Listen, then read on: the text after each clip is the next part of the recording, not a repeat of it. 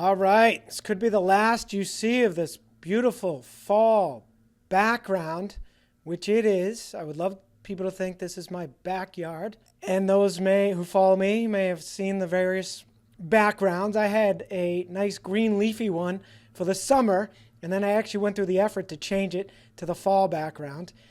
And I'm going to be changing it to a Christmas background or a holiday background soon.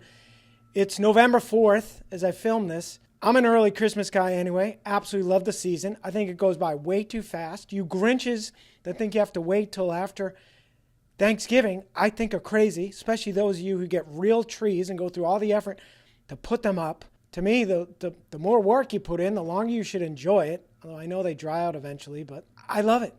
And I think it's unhealthy to be so anti. And like anything else, let people do what they want. The ones who really speak out against it drive me crazy. This video is supposed to be about vulnerability hangovers. And I spoiled the lead, which was to say that contrary to popular belief, those of us in sobriety still get hangovers, particularly in early sobriety. Those of us who are brave enough to share, again, particularly early. It does take a while. When I first joined, I was just a learner. Not a lurker, but a learner for 3 months before I ever got the gumption to share. All thanks to a woman named Molly who only shared for 10 seconds.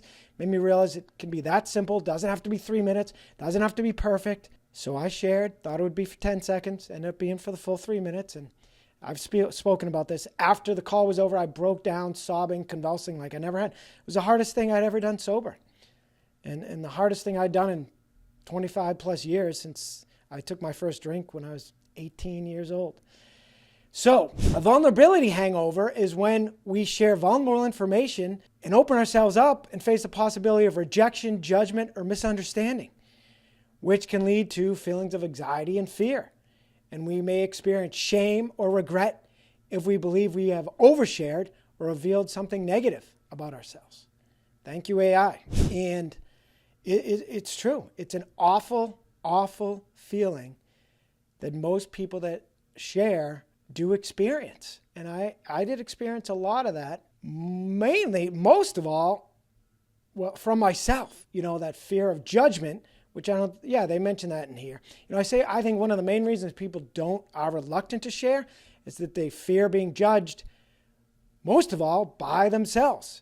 When my share would end, I wouldn't be able to hear another word because I'd be so busy replaying my share in my head and what I should have said or I shouldn't have said that, etc.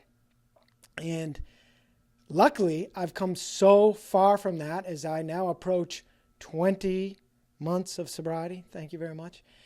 And I experience it so much less. And also, as I've realized, sobriety communities aren't, my entire world. Early on, they really have to be. But as you move on, they become less ideally as you do more things in the outside world or even in the online world. I'm now in an ADD community, and I'm in a community with the coaching certification process I'm going through. So I'm reminded, those communities aren't the entire world. The first one I was ever in, I thought that was it. And I was so worried about everything I said. And fortunately, I got kicked out of it and realized, oh my God, there's other communities out there. And it was an upgrade the next community I went to. And then I learned about another one where members could host, and I went to that one. And it was such an upgrade because the one I was in, again, I was feeling it felt very big brothery. And Lord knows they have a bazillion rules, and I'm not the ultimate rule follower. I may not have been kicked out of more than one. No fault of my own as far as I'm concerned. It's a story for another day, but we'll see when I run my own, which by the time you're hearing this, I may have even already started my own called Leapt. We'll put it in the show notes or in the notes. Anyway, I hope to be much more liberal with people as they're recovering.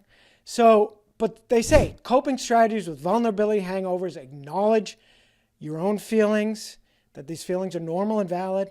Remind yourself of your values. And the reasons why you share in the first place and your beliefs. If you're worried about other people judging you, as they say, that's none of your business. And who cares about them, which I just spoke to, And I have a video on number 95. And practice self-compassion. Be kind to yourself. And also seek support. Talk it out with a trusted friend or ideally an accountability partner. And also engage in self-care. You know, as I say, eat whatever you want. As long as you don't drink, you can do whatever you want in sobriety. Yeah, you might gain a little weight, particularly in sobriety. You can deal with that after. So deal with that, or they say exercise, meditation, spending time in nature. Certainly exercise. Whenever I'm feeling low, especially I've done videos on this, and I've gone to the gym, I've gone for a run, it made me feel like $1 million. And forget about it.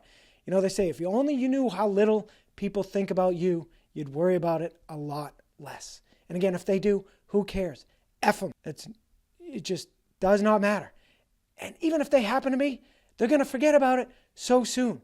But really, when you're done sharing, the only people really thinking about your share, other than the benefits, the great things you said, the negative stuff, it's you. So who cares? You'll get used to it also, by the way. And especially, particularly as you realize there's a whole other world out there. I haven't had a vulnerability hangover for the most part, in ages. So who cares? All right, that'll do it. As always, stronger, sober. Please like, share, subscribe. Thanks.